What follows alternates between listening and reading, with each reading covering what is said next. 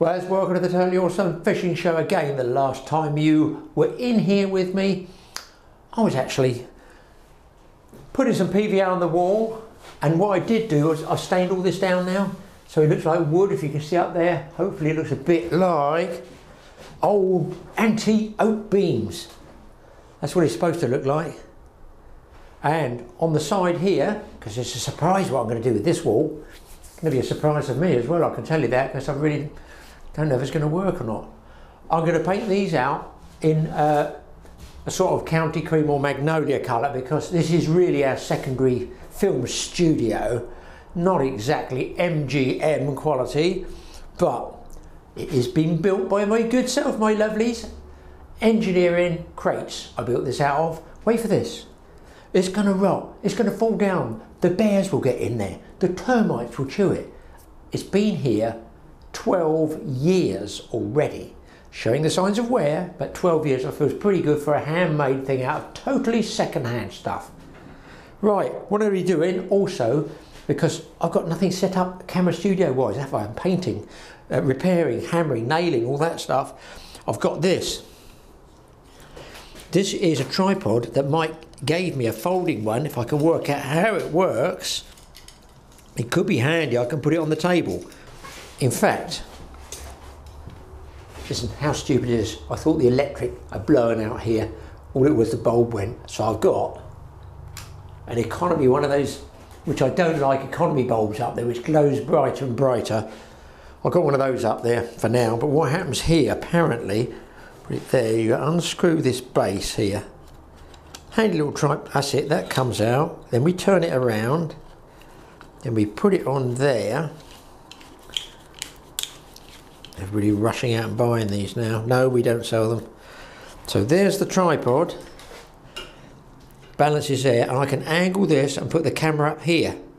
So that's quite a neat bit of equipment, I feel. I'm going to try it now. Well, camera's on a tripod. Put my sleeves up. I get cream on this, she's going to go nuts. Right, I'm going to cut this cream in, just down the edge of there, as neat as possible with a 6-inch emulsion brush. I could roll it, but sometimes people, you actually get more paint out by not using the roller, because you can get right in the little bits of cracks of wood and that. So I'm going to be working on with this. I'm going to be here sometime, so I strongly suggest you watch the next clip, which I've kept together. Now, I'm in the Totally Awesome cave. The garage, it's noisy because traffic is going to go past, and I'm going to change the mantle, which is a very delicate piece of fabric, on my pressure lamp. I thought, well, I'll do that, give me something to do in the morning. And I thought, well, I'll film it, because there's going to be guys out there that either for camping, bushcraft, beach fishing, whatever, might be thinking of, you know, changing a mantle or buying a pressure lamp. And I'll just show you so you know exactly how delicate they are when they've been burnt off. I'm going to burn off a new one, hopefully you'll see it take the shape. Okay, I'm going to take the cover off. I've loosened the bolts there. Now this is where you have to be careful with a new mantle, but I'm going to take this one off and show you, because there's a ring, a pressure ring, where the pressured paraffin comes up through here. Now look, I don't know if you're going to see this or not, hopefully you can. There's a hole in there, it should be there, perfect, there's a hole there. Now that hole is jetting out too much, that's broken that mantle, it's totally, it needs replacing. But watch me touch this with my finger and you'll see absolutely how delicate they are when they've been burnt off. Look, watch, just crumbles, it's just falling apart. There you can see it barely, it's powder, goes to powder. But you can unscrew these like this. It's actually it's actually totally disintegrated. You unscrew it like this, and you put a new mantle on, which I'm going to show you now. Take this old glass out. I've also had the glass crack on. We're going to get a new glass, but for the purpose of this, I should be able to at least show you this. Hope you can get it out. No, I can't without breaking it, but I'm going to burn it off anyway. So there's my new shade. Well, there's my old shade going to be replaced by a new one. And I'm just going to be putting this new mantle on for you. This is as the mantle comes before you burn it off. It's actually like silk. It's got here, you get a pack of 3 Veritas mantles, and it's got none radioactive. Okay, you take them out, and they're just there. Look, absolutely cloth. I've actually got a full pack there. That's handy. They're just like cloth, so that tells you to put three in a pack, as they say. That's a reason why. Now, here it's like a balloon shape. I'm not really going to see this, or not. I'm hoping you can. Try and pull this one apart. There. So you're going to try and mould it basically in a rough shape, there, like this. But the pink end, the top, you can see this is, look, this is like cotton, like silk. It's quite strong. As soon as it burns off, it's brittle. But here is a little drawstring in there. Hopefully you guys can see it. There. So what I'm going to do, I'm going to get the actual base here. Okay, it's got a rim. Well, I suppose it's a little recess there that you can see. And here is where the vaporised gases, I guess, come down through there into the inside of the mantle. So I put this on there, and say at this stage, it's quite a tough cookie. Then you've got 2 drawstrings there. I'm going to put it on the table. Put it on the table, and with these 2 drawstrings, let's get it round the right way for you. You don't want to snap these 2 because that's what holds it together. Pull those 2, just tweak them tight like that. Don't forget they're going to get burned off with the methylated spirits, not actually with a lamp. It gets its shape, so the mantle forms its shape first. Okay, so there we go. That is the mantle ready to get burned off. I'm going to put it back onto the main housing. Just going to screw it in there, back onto the main housing, like that. Now this, you want to pull it quite long like this because you have to drop it through the end there, as you can see. I line it up so I don't have any problems there. That's it. And then I'm going to put the pressure up in here so that I can light it if I want to. But hopefully it will burn off and take its shape. So let's get some pressure in there first. The vent is closed, and now I'm going to pump it up, get a bit of pressure in there. Make sure I've got fuel in there. Yeah, I've got paraffin in there.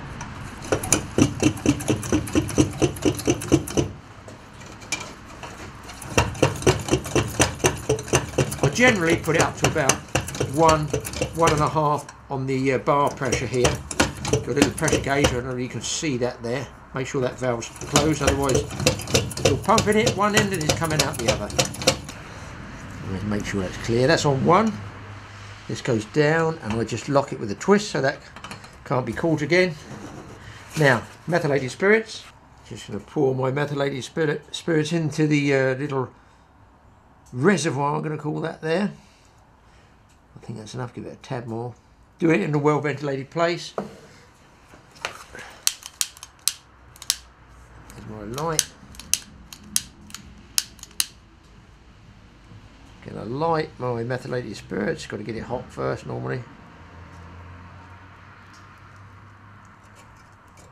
That's away.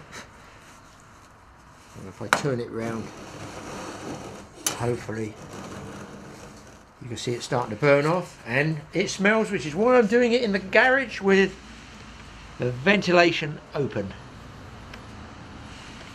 Now that's going brittle immediately. Going to move all other combustibles away from the area, i.e. the methylated spirits. We'll just let that burn off in that shape and heat up the centre.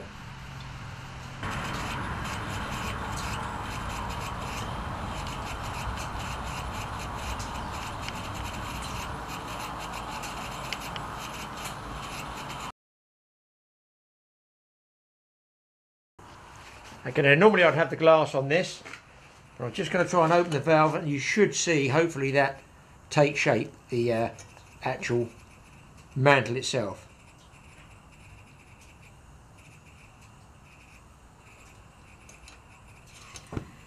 There, you see the shape? It's gone to a balloon shape now. I'll try and get it to pop right for you. You see it start to make proper shape.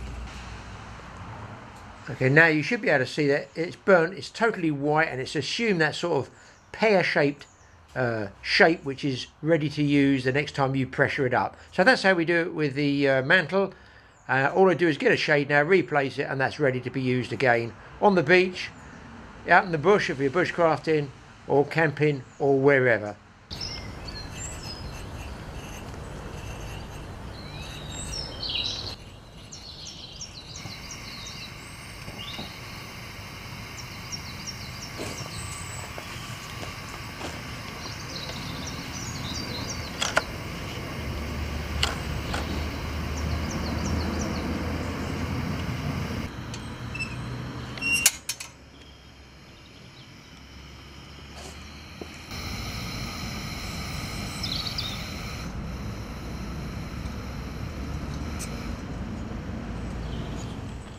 Anyway, I've done the walls around here, and this by interest, just those who want to know what the hell has he got there, it is a radiator brush. It's very soft. I use it for getting up and poking around nooks and crannies I can't get the big one, and it goes down behind the radiator so you can get little areas that you can't get, and I use this loads when I'm doing painting. So I painted out here, but let me show you, hopefully without dropping this camera and this lovely tripod I got. The windows are just single glazed, and I just screwed them straight in here, just fix them straight in. All I've done, bear in mind, this was engineering packing crate, right? You can actually see the sections of it up there. So I just whacked a hole with my jigsaw there, cut it out, got a couple of windows off the skip. Oh, you can get them, to be honest, if you go around a double glazing place, generally they've got windows they can take out, and of course you don't have to cut the hole and then find a window. No, you find a window first and then you cut your hole to fit for free. You know me, I'm free. But what I'm going to do, I've cleaned it all out here, I'm going to put some undercoat on there first, because if I'm going to have that G-stove in here, and hopefully I will, it's going to make it warm. This is not double glazed, this is single glazed, and therefore I am going to get condensation with the heat in here and the cold outside with the air in the winter, because I envisage using this very, very shortly when I get it done. So I'm going to go on gloss as in the second coat, but the first coat I'm going to actually, well, fingers crossed, I'm going to fill out a lot of that out. I might even put some deco caulk in there first, run it along the top bead, because the water runs down and then will eventually rot out here. This could be here, I've been finding these, there's that one there, okay, just come round here, because there could be a culprit here. There's another one there. Now it's either the man using the strimmer in our garden, moi, or it's number one son doing plinking, which is practice target shooting, with his 177 pressurised air rifle. I feel 177 would have gone right through the glass, but it's got a funny old look about it. I don't think a strimmer would go that high. Anyway, let's get the paintbrush out and open another can. So to just seal along the bottom edge of 8 beads or battens there, I use this stuff called deco caulk, decorator's caulk. But make sure, if you have opened it, as with all of these silicone based stuff as well, this tube, if you don't put a cap on it, or sometimes I push a nail down inside, it will dry inside. And then you've got a hell of a job trying to get it out. So I'm just going to run a bead of this right along the edge. You squeeze up here like a little gun, pressurise it up. Dead easy to do. I'm just going to run a bead along in that gap, because the gap itself, to be honest, is too big to be filled with paint. I'm hoping I've got enough in this leftover cartridge. And then all you do, again, make sure you put the end on it, the cap, spit on my finger, and if you just smooth it, watch, just along the edge, can you see that? It goes from there to here. Fishing tips and DIY tips. But listen, I've got to build this unit, so you're going to have to put up with it. Sorry, guys. There we go. That can actually be sanded as well, and that is much neater to cut your paintbrush along. Right, there's the hole, there's the old one. And I'm going to turn it from that into that with some deco caulk. You'll see, I just roll the edge of the brush. I can go right over the glass, and if any condensation or moisture does run down here from the top, from the temperature, it should roll off. And then obviously this is primer and undercoat, and I'm going to gloss this. Later on when this is all gone off. It's cold outside tonight, so it might take a good 24 hours to go off. As you can see, the finish I can get nice and neat, well, for me anyway. And there, the next gloss coat will take pretty well on that. Well, people, I've been in, had tea. It's got dark. I come back out in the old TA tackle shack, I think I'm going to call it, and it was a spider fest with really big ones. I put the light on, I'm looking around, I went, OMG. So there's some splatter marks I've got to paint out again tomorrow. I attacked them with the hammer, the claw hammer. There's a lot of spiders in here, but then we haven't used it for a long time. Now, wife came up with a good idea. Obviously I've sealed in here and I painted it, and it's not quite dry, probably in the morning.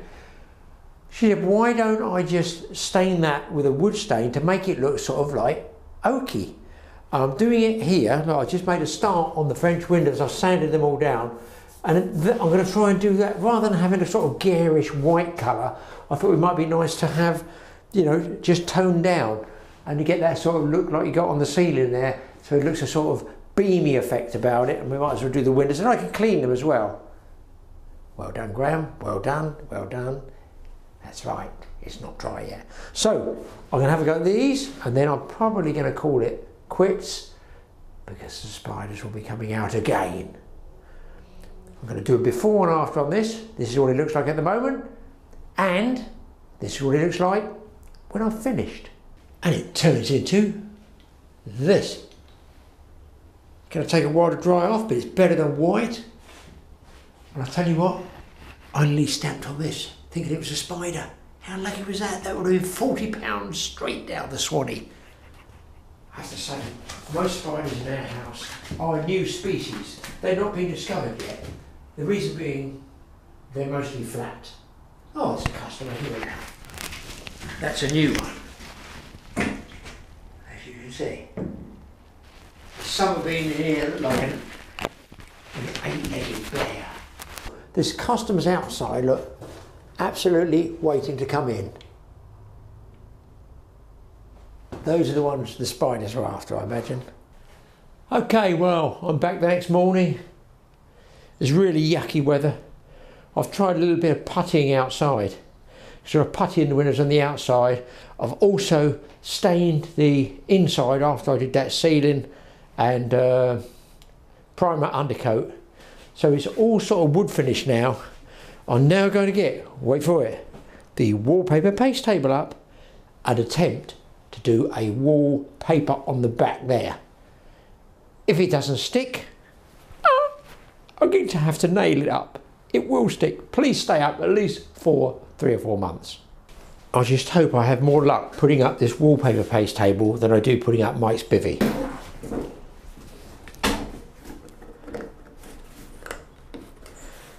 It's rusted. It's rusted. It's rusted. Oh. Here comes a broken nail.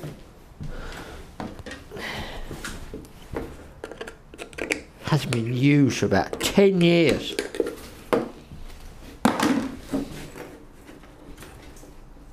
No spiders in there. That's good news. I don't want to shut anything into some value, obviously, when I open it like this.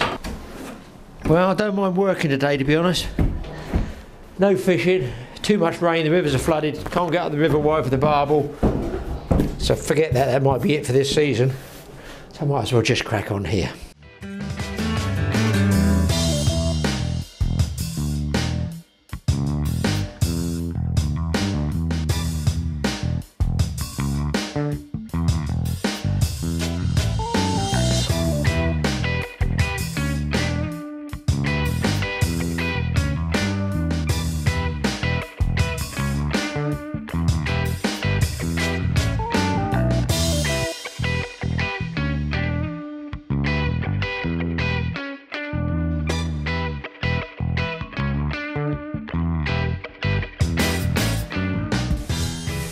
fastest bricklaying I've ever done.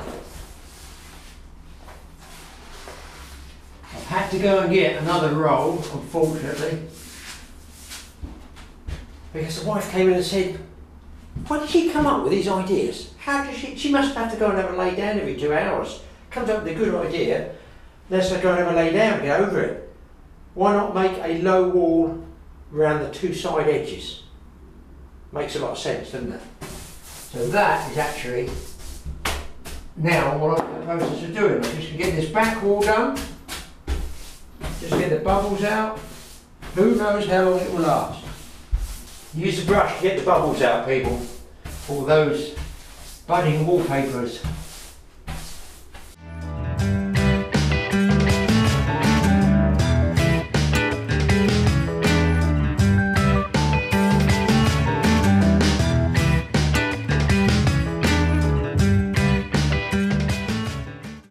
Well, I've actually got quite a bit more still to do, guys, so I think the best thing you can do when I crack on here doing all the hard work, check out this next fishing segment. By the time you come back, I should have finished.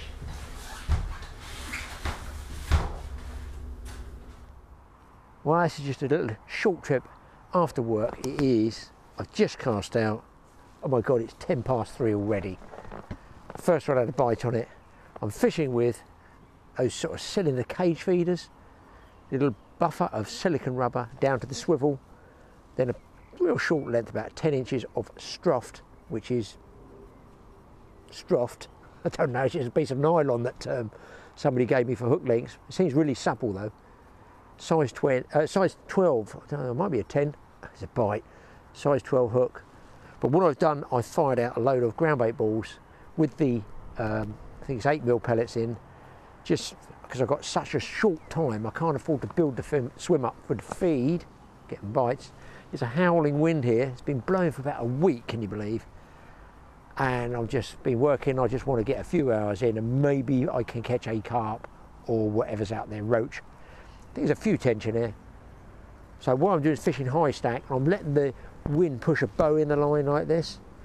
It's not ideal, but it's still tensioning up my quiver tips. I've got quiver tip rods, Avon quiver tips, show you in a second. Unusual buzzer setup, the like of which you've possibly never seen before, but that's me, I like being different.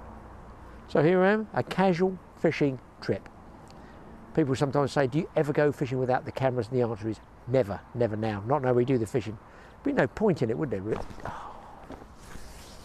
I don't know how many times I've told you, Smith, sitting at the back there with that tea or beer, whatever's in your hand, it puts me off. Okay, I've missed a bite. Thanks a lot. Luckily I've got one nibbling around the other side. One of these is taken off in a minute. Let me just show you what my setup is. It is the high stack fishing trip.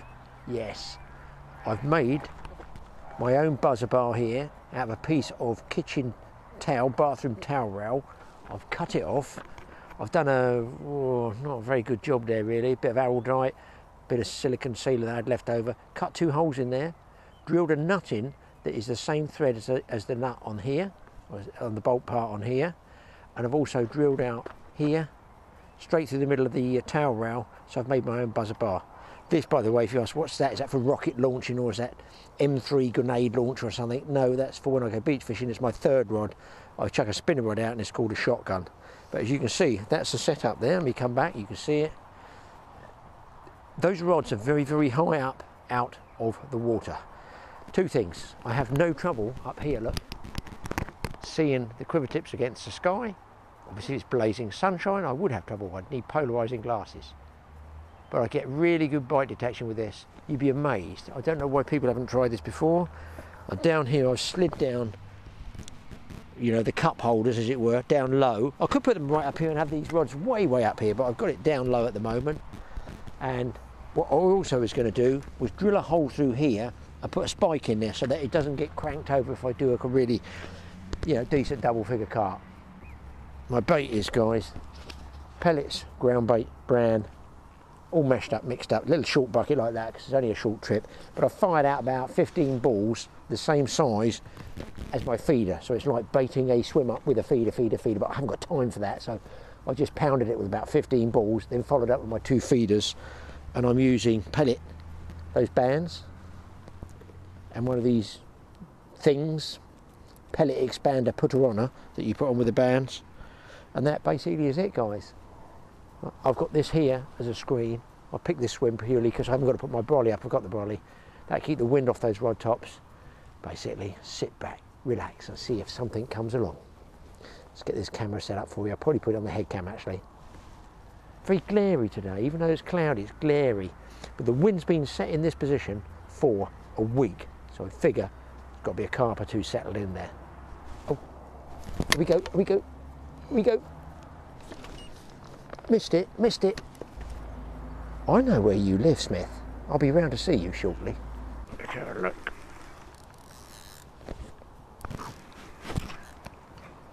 I'm holding the camera at the moment, but gonna have to put it down in a minute to wind. Fish hooked up though. Will it save the blank?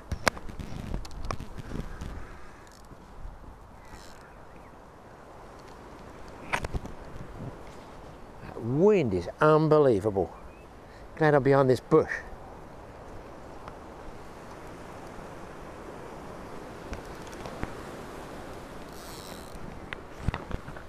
There goes the mat.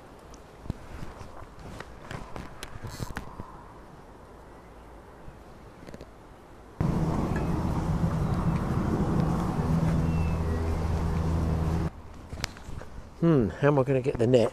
Put the camera on my head. Okay guys, I'm going to go. That wind has got worse and the weather people said that it will lay down this afternoon. No, it hasn't laid down, as this fish has not laid down. What is it? Come on, is it just a hard scrapper? He's still giving me grief. See it, come on, I see it, I want to see it. Common as muck. Get my madfish net, which it will slide straight over, wet it once, straight in. I'm going to tell you something about this net in a minute as well. If you see this rim here, turn off the wind. See this rim here, they slip over this and they don't spook. And I think it's because they don't feel any mesh until they're in there. Just go across 3 fields to get my mat. Yeah, the fish, I believe, don't spook. Normally you'd be like this, wouldn't you? You'd have the mesh over it. They might shoot away at the last minute. They don't seem to. Fish is off.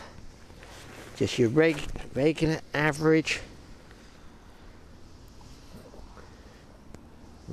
common carp there. Big tail on it. That's why he gave me a good scrap, I reckon. So save the blank yet again. Little short session, little short trip, and well worth coming out for. I think you'll find. In you go, my boy. Okay guys, save the blank, got myself a fish. Something I thought I'd tell you about is, let's put this on my head and I can work. Hopefully you'll see this. Testing. Right, a mistake I've made. Not many people like admitting mistakes, but I've made a mistake. I mixed this up to catapult it out and I've put in the old 8mm pellets as well. Now that's fine for catapulting out. It breaks up fine, hits, you know, the water breaks up, sinks to the bottom, breaks up. But it's making it difficult for me to squeeze in the feeder here. I really need less pellets, or I need to grind them up to put the smell in there. So next time I think I'm either not going to put the 8mm pellets in there, I'm going to grind them up into a powder to put them in. They're a little bit smaller, and also they can jam in the cage there. Okay, another tip I do, I like when I feeder fishing like this, I'm almost fishing the same swim with both rods. I like to bomb 2 out at the same time. Look, if you can see that one, it's all ready to go. So this will be my left hand one. Hopefully, who knows with this wind. What a cast, man, deserves a medal. Down, straight in the cup, straight in, and I think this gets the fish going much better. I've got a pair of rods, just try and get 2 out there, like that, bang. That's probably on the bottom by now, in the bottom cup, in here, buzzer's working, all but working, go down. I just adjust here, put a bow in the line, just tighten up on it, and to be honest, I'm waiting for a bite immediately. Just watch those rods. I'm going to stare at it for a minute, hopefully I've got enough memory card left. I feel there's a fish already on that right hand rod. So if I stand up there, I'm going to miss the bite, but you might actually see it. Another thing you get is when the wind really gusts. Oh, that was a bite. When it really gusts, both tips pull down at the same time. So don't think that's a bite. When the wind pushes on the belly and the line, it pulls them both down. If one goes down or the other one, that's a bite. But when they both pull down at the same time, invariably it's just the wind. I don't know if I'm going to be able to strike these from here because I've got to grab them about there. Look, guys, I'm hoping you're seeing this, but there are bites on those already. Both of them. They're probably roach, but those roach feeding over that little ball of ground bait on the... Oh, what an angle. I should have a licence 008.5. Oh my God. That was on camera in one take. Now you see what I mean about casting those two feeders out at the same time, how it gets fish going. I feel it does. Look, I'm no matchman. Not that the matchmen know any more than anybody else, but they're very good at productive fishing, what I call productive fishing. And there we go. Hopefully you saw that all in one. That took what? Oh Jesus. Missed that one, thank God for that. Thank God I missed that one. That would have got me in such a mess, it would have been unbelievable. I felt him, he was on for a second, but I just had to strike with a different hand. Anyway, see if we get this one in. Now they obviously found that ground bait, and the fact that my feeder is the same size as those 10 or 15 ground bait balls I put in has speeded up the feeding process, I feel anyway. So a short trip like this has got me a fish. And another thing, when I'm fighting this fish, I don't know why there's other guys around here. I've seen it so many times, not just here, loads of waters. They just get these boilies and bolt rigs and sit there and like just catch one fish. I don't understand that. You have to adopt what I would call match fishing techniques. If you want to catch a lot of carp, numbers wise, I think you've got to go by what the matchmen do. Follow their techniques. Man, this one's giving me some aggravation. Getting my sliding, slippery madfish net. I'm watching the other rod at the same time. You never know, you never know. Strange things happen at sea. Away he goes. Now, I'm going to bring this one in, guys, and I'm going to go for that double cast again. I feel that the old double cast with... Oh, jeez! Did you see that? I feel that the double cast is the way. Two feeders, boom, boom. Gets them going. I've got a feeling this puppy here is going to crank over while I'm round salting this out. But then the benefit is I can hear it on the bite alarm. Now here you can see that giant sized pellets do tend to jam in the feeder a bit. So I can either make a wider cage. Yeah, he's had my bait. You just pull them out. Probably want a bit bigger feeder, but I like these ones like that. Quite like them.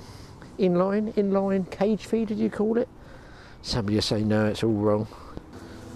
Well, a bit of racket behind me. Andy, the owner, is strimming away. Probably won't get it on this microphone.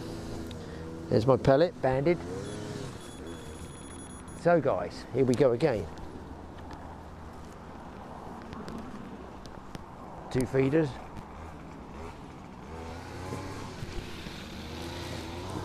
Boom. There's Andy. I'm going to hold the... oh Jesus, it's still there, straight on it. Now listen guys, how fast is that? I'm hoping you can see those quiver tips. Here's a bite, fish is around it, could be roach. As he goes quiet, it could pull over and be a carp. They just need to sort of hold it down. They need to pull it and hold it. And in this wind, you can see, look, I cast out over there, guys. I'm aiming for those well, two swims. There's 8 blank swims. I know where I'm aiming for. But the belly of the line is here. The belly of the line is hanging round and going back, a bit like up tide and curving over there. So they're going to pull that down against the wind almost, because there's a hell of a lot of wind. But hopefully, you can see that quiver tip up there. There's a bite, little twangy bite. I think that's probably a roach. I think something's pulled the feeder towards me. Can you see the... It just eased a bit, so I'm just going to tension this just a touch. Tension that one just a touch. Go back up to the tips.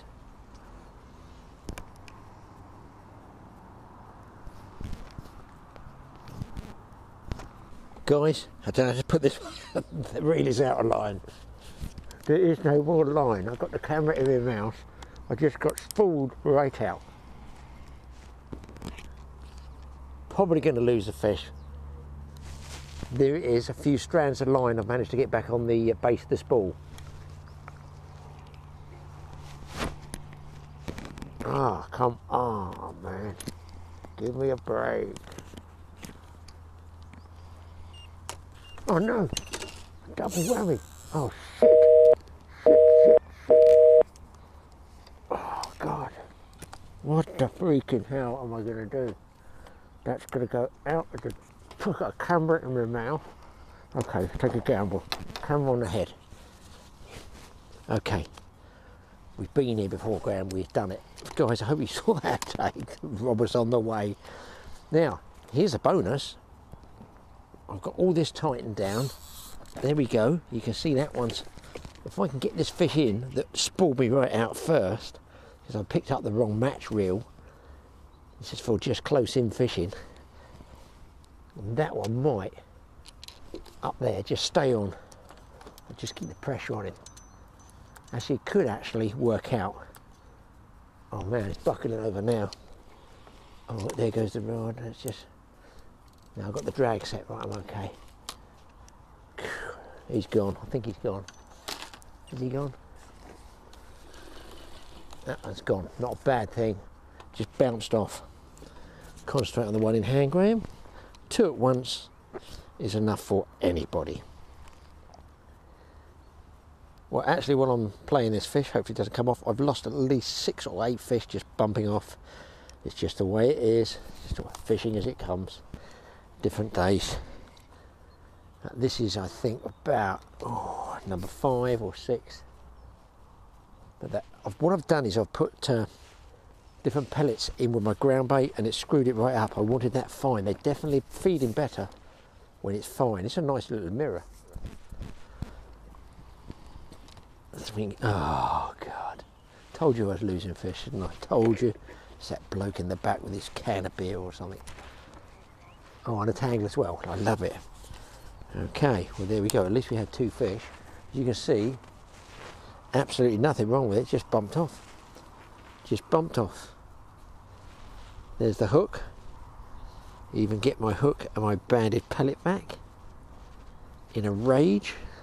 I mixed some in here with my ground bait, and it's definitely messed up the fine effect, the powder effect of the ground bait. Having said that, I just took 2 fish at once, so I suppose that can't be right, Graeme, can it? Let's see what's happened here. I feel it's just bumped off. There you go, guys, just pulled off the hook. Obviously I would have done better had I had one at a time, but that's the way it is. Let's get them out again.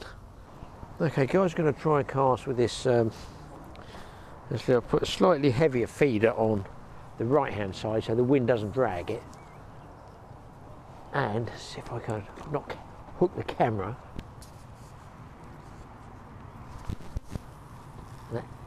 I'm going 40 yards at least out of there. At least 40 yards. Now I could fish close in. Who knows? I'm just going by the fact a lot of matchmen go out there with a pellet waggler. And I'm aiming to go past them. I've actually got bites straight away. There's a load of roach out there. A load of roach hammering away. And that is actually attracting all the other fish in. Bigger roach and carp. And I'm getting bites. I don't know if you're going to see this up there, guys. There's bites on this one already.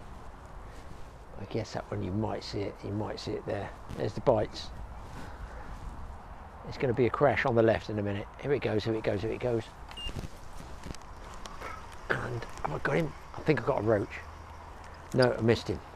Well, the bite was there. You can see how fast they come with a fresh feeder for when I double whammy it with the feeders, and pellet's still there. It really is that sticky bait, which I'm not altogether happy with. Bosh. That one is on the money.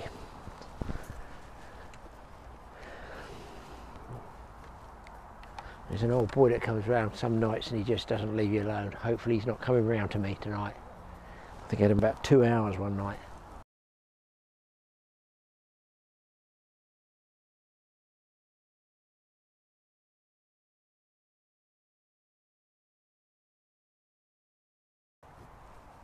Well, it's just been one of those afternoons. I want to say I've lost 10 fish. I've actually got 5 carp. So, do you know, I've done good for a few hours, I realise that, but oh man, have I bumped some fish off.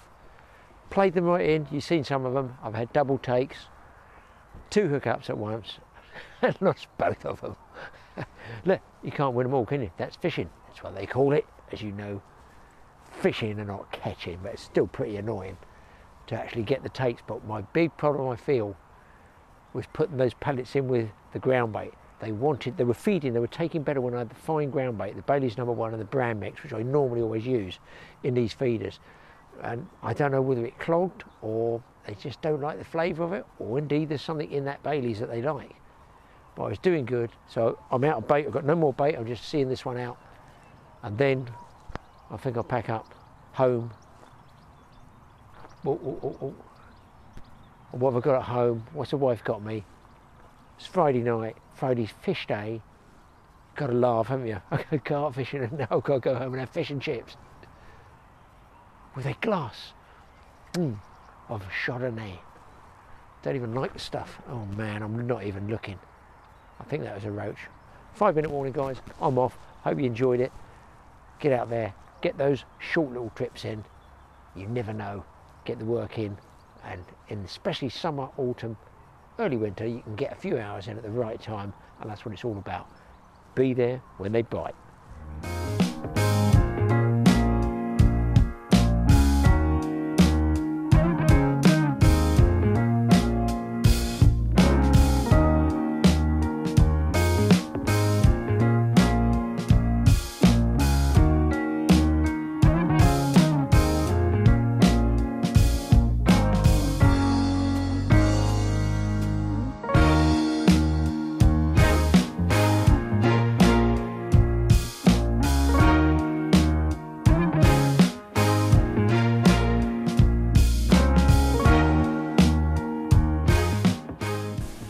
Well, welcome back people.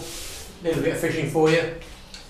I have now finished all around the edges, right around the edges there, door stain on the inside edges there. I'm going to put some batten or beading which I'm going to cut the sides to go over the top of this just to give me a straight edge. I've got this with an economy bulb in here, but don't forget, this is like a film studio as well. Make me sound all lovely. It's a film, I'm a producer. Ooh. People, here's what I have to contend with. Here he comes. The most horrific insect I think I've known. I'm calling that a devil's coachman. What do you insectologists call that one? It's horrible. That's not a nice one, is it? It's not a nice one for me to be kneeling and wallpapering around. Let's put him in the middle, have a look at him. That is not a nice creature. It's about 1.25 inches long and about to go up my trouser leg. No. I have this creature, but I will let this one go. Oh, he's going in the handle. Got a little sting or something there. Do you see? Look like he had a little sting on the back there.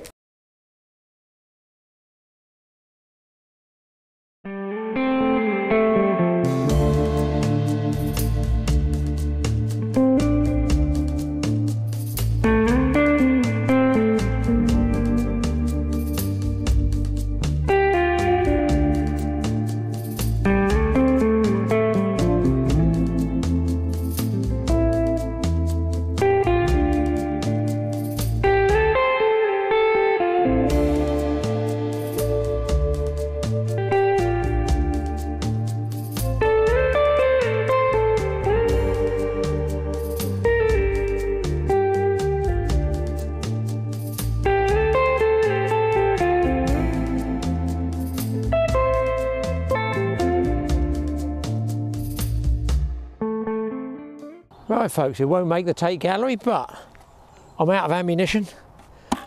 I'm out of putty for around the edging of the glass around that side, so I can't stay in that side. I've done one side, done 2 sides.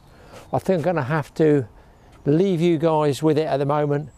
We'll get back when we're further up the road, and I'm going to pop off to the shops and spend some more money. Don't like the sound of that too much.